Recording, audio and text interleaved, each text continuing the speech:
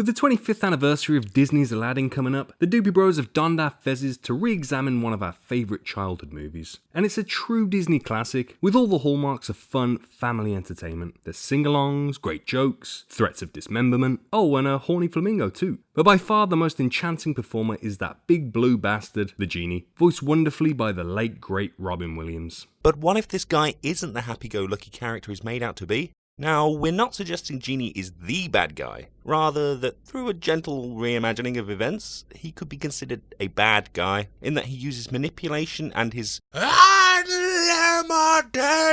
power to get what he wants. Freedom? I mean, just ask yourself, isn't it very convenient that the first person that comes along after 10,000 years just happens to be the bloke that sets him free? I mean, what are the odds? But I suppose when you're faced with an eternity of servitude, you can't really blame the guy. So how does old Blue Balls achieve this manipulation? The Doopie Bros reckon the guy is a lot more powerful than he lets on. Forget losing to a rug, this is all just a friendly facade. And a couple of lines support this. We know the Genie's imbued with phenomenal cosmic powers. But it's Jafar who quantifies just what this means. After becoming a genie himself, he says, "The universe is mine to command, to control!"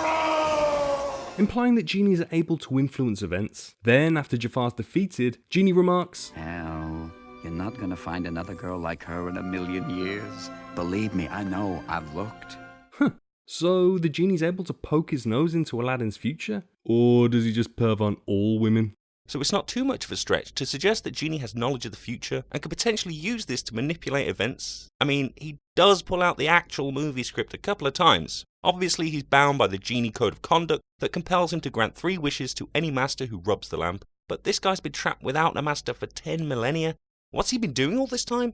Could he have used his powers to seek out the one decent human being in Agrabah who's capable of granting his freedom, draw him in using various real-world agents, all the while protecting himself in an environment that only said human being can enter? This may seem a little far-fetched, but there is historical precedent to suggest that genies ain't always the benevolent chaps Robin Williams makes them out to be. Jinn, as they're otherwise known, are supernatural beings with roots in Arabian mythology, and even crop up frequently in the Quran. Oh, and also in terrible pop songs. They're associated with both angels and demons, not the Dan Brown book, and can be good, evil, or indeed neutral, meaning they very much have their own free will outside the obligatory wish fulfillment. So, armed with this clairvoyance, could genies somehow exert influence over which master they get? I mean, faced with a choice between xeno-psychopath and poverty-stricken youth with a heart of gold, who would you opt for? Which is why Genie is so interested in Aladdin. From his very first scenes, we see the guy as a smart, resourceful improviser. Despite his lowly status as a street rat, he's generous and caring when he can be, though he does harbour desires for something more. So what if Genie has peered into eternity to determine this is the guy to break his shackles? Clearly, Aladdin fits the diamond in the rough mould, but is there any evidence to suggest Genie's been meddling from afar? Let's take a look at how the two meet. As we find out, the Cave of Wonders has a very specific guest list. Jafar initially sends in this bozo to no avail, and during the scene we learn that only one may enter.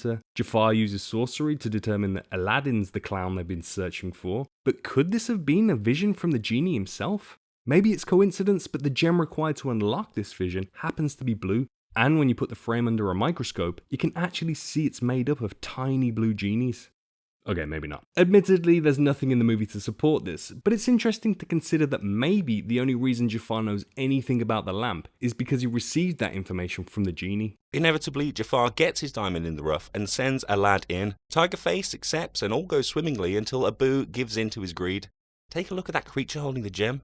Look familiar? Could this be the Genie goading Abu at the final hurdle? Assuming Genie does want to choose his own master, this sets in motion the chain of events which destroys the cave and, conveniently, thwarts Jafar's interests in the lamp, even though Aladdin could have technically been killed. So, after 10,000 years of scheming, all that remains is for Aladdin to rub that lamp.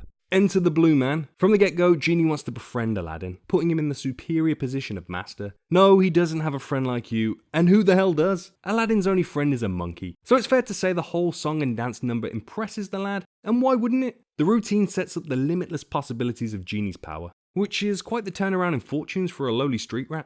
Except this isn't Nam, and it turns out there are rules, which perhaps throws Aladdin, prompting him to ask Genie, What would you wish for? well, how nice of you to ask. Nobody has before. What I'd really like is Freedom. Was this Bluey's plan all along? To prey on Aladdin's goodwill? Much like the start of the movie, Aladdin gives in to his better nature and agrees to grant the genie's freedom with his third wish. After all, 2 wishes are enough for anyone, right? Except, Aladdin only gets one.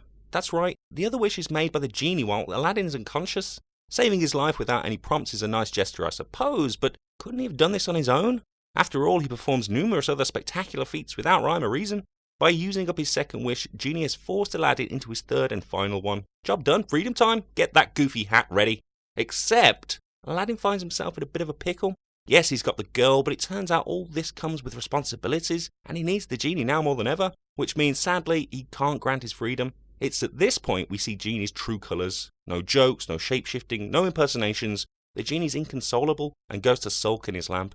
All that effort for nothing. Now, the obvious thing holding this theory back is the genie's betrayal. He's such a nice guy and so damn charming, but ask yourself the question, what's the best way to manipulate a wily street-smart guy like Aladdin? Balls out mind control like Jafar? Or by posing as a friend and secretly pulling the guy's strings, promising everything he wants, like a Palpatine-type character? The final consideration is that the entire story is told from the genie's perspective. FYI, he's the merchant at the beginning of the film, which has been confirmed via a cutscene. So if he really wanted to, he could have changed the narrative completely to make himself look as fun as, well, Robin Williams? And we'd be none the wiser. So what do you think? Do you buy into our daft theory, or should we wake up and smell the hummus? For this to work, you'd obviously have to ignore the subpar sequels and the terrible TV show too. But hey, you probably already disregarded them anyways. Look, we're almost certainly wrong on this one, but we thought it made for an interesting discussion. As always, let us know your thoughts in the comments and feel free to like, share and subscribe. Thanks for watching,